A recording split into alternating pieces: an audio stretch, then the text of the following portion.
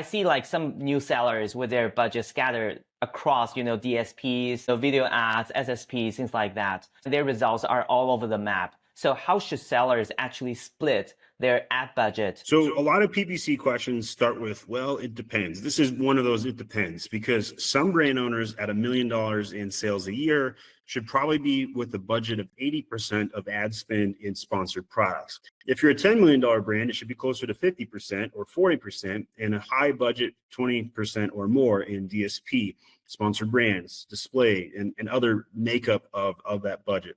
It depends on what your goal is as a brand today. If you're trying to go for market share and the size of your brand can allocate those additional funds to lower converting aspect ratio ads, you should move funds over there.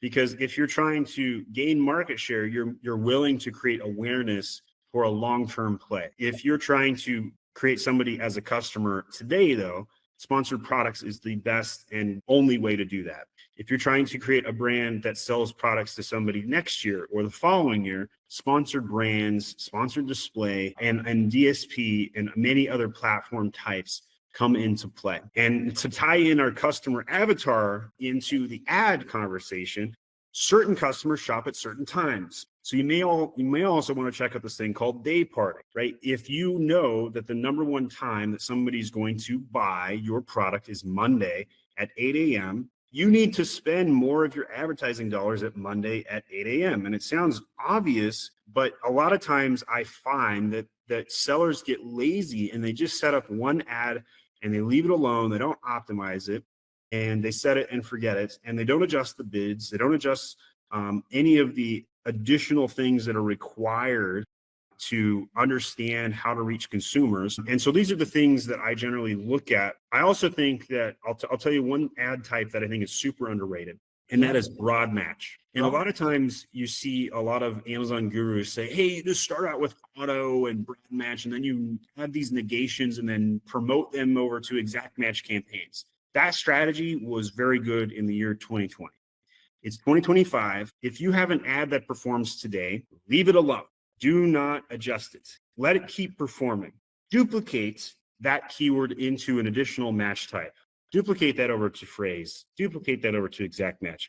But do not negate a good keyword. The number one advertising rule that everybody must follow is never negate a good keyword. And a lot of times I see people forgetting to negate bad keywords, which is also interesting. Every week, as an advertising agency or as an advertising expert, you need to go into your auto and your broad match campaigns and add negations. That is, take out keywords that are not performing for your brand. And a lot of times people will look at the search data and get overwhelmed because there's hundreds and hundreds of keywords. This is why ad software is frequently used. This is why macros are used by most Amazon agencies. And a lot of times there are so many campaigns, so many different keywords. You have to do bulk sheets, downloads, and a lot of technical things that have to get done. Advertising is the number one thing that a brand should outsource in 2025. Brands should own logistics and sourcing without a doubt, especially with Amazon making the change where you have to do your own FBA prep work. Okay, so make sure you own that process. Make sure you have visited the warehouse and you have physically walked through how to prep this item, because when it gets to Amazon, if it's done wrong, they're going to send it back. They're going to destroy your inventory or send it back. But when it comes to advertising, you could hire an expert, and within one day, they can fix your ad campaigns and manage them ongoing. It's not a one-day only fix, but in one day, they can make a massive change and change the trajectory of your business. I cannot tell you how many times we'll come in and start doing ads, and then within 7 days, grow a business by 40%. It happens very frequently. It's not a guaranteed thing, but it happens very frequently. We'll open up a brand that does $1 million a year on Amazon, and they only spend like $1,000 a month on ads. And we're like, whoa, that's not enough money if you want to get to 2 million in sales or to 3 million in sales. And so we'll take their ad budget from $1,000 a month and we'll jack it up to 10,000, 20,000. And we'll get the same results at the same ACOS, but now instead of $1 million brand, they're a $2 million brand or a $4 million brand. Spend enough money on ads, allocate the budget properly, have an expert who can go in and technically analyze and change this. Typically, you need to edit your ads 2 to 3 times a week. Holidays, especially, are when major updates to the ads have to be done or conducted. So as people look to the Christmas rush, the Black Friday rush, you have to do a lot of work between now and then. And the last hack I'll give here is don't forget to back up your data. So this hack is never done by anybody. Like, only agencies do this. So if you want to act like an agency and you don't want to hire an agency, number one hack I'll give you is back up your data. Download a copy of all of your ad data today. And while we're at it, download a copy of all your catalog data too. And it's very easy to do this. It only takes a couple minutes. You have to go into the sheet organizer system in the ads platform. You have to go into the catalog data sections in Seller Central for the catalog. But by doing this, if you mess something up, or Amazon messes things up all the time, sometimes they come in and just delete your products or strain it for no reason. You then have a Bible to go back on to revert the data. So sometimes we'll take on an account and the ads will get worse. And we're like, oh, that's not a good place to be. And we'll simply revert it and then make slower changes. And so that will save thousands of dollars in mistakes. It will save a lot of pain, and you can fix things and undo things. So back up your catalog, back up your ads. One of the best tips I'll give in this segment. So Amazon is obviously the still 800-pound gorillas in the e-commerce space. Some Amazon brands start to thinking about beyond just Amazon.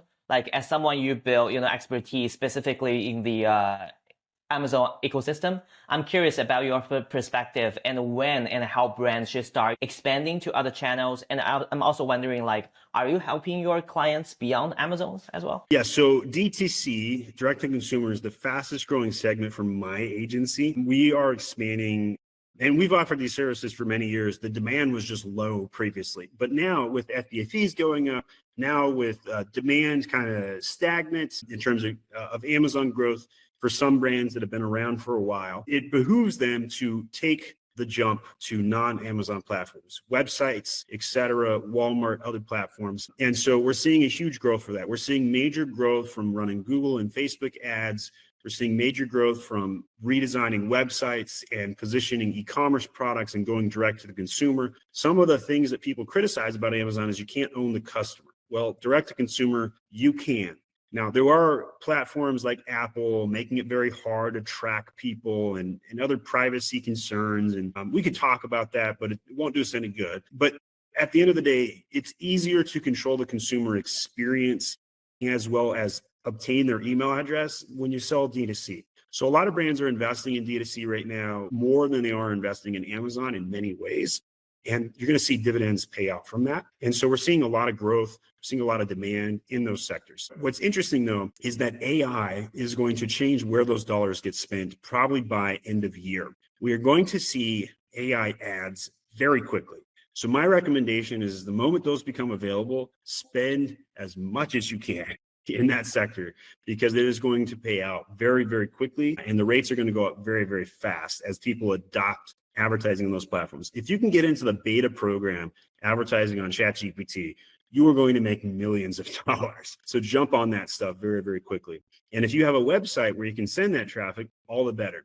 We've also seen TikTok. I'd say TikTok was probably the fastest growing in the last year for interest, but the buyer experience isn't so great. TikTok keeps changing the rules, keeps changing the fee structure, keeps changing the logistics or the ad structures. It's very hard to keep up with TikTok changes right now. So yes, I would be on TikTok, but I also would just make sure you understand it's quite difficult to be on TikTok and pull it off. And we haven't talked about UGC. UGC is also the other fast growing sector.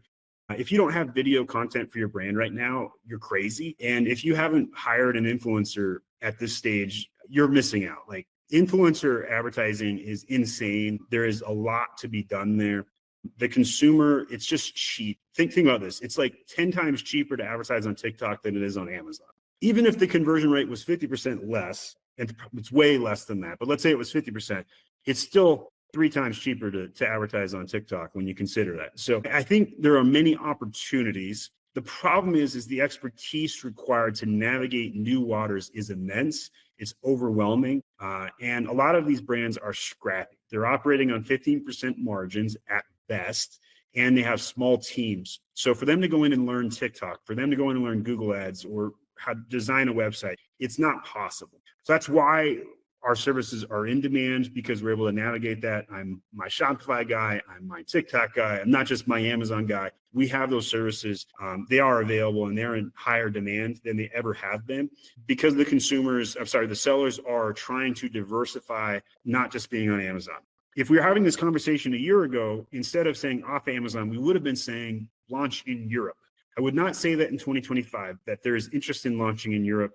A lot of reasons, from tariffs to VAT to logistics, have quelled that quite a bit. People, instead of trying to diversify from US Amazon, are now trying to diversify off Amazon entirely. That's the biggest shift I've seen in the last year.